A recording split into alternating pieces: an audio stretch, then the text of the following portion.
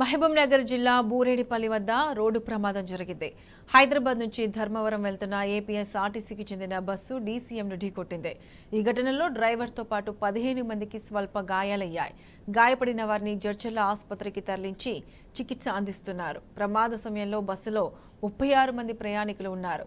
ప్రమాదం జరిగిన కాసేపటికే మంటలు చెలరేగి బస్సు దగ్ధమైంది.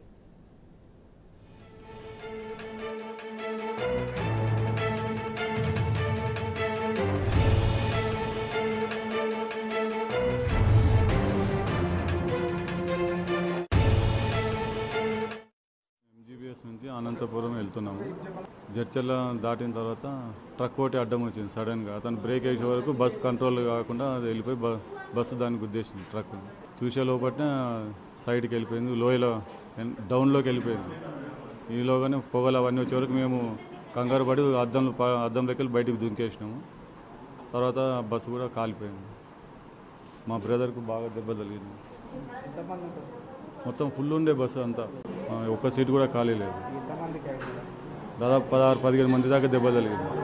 నాకు కూడా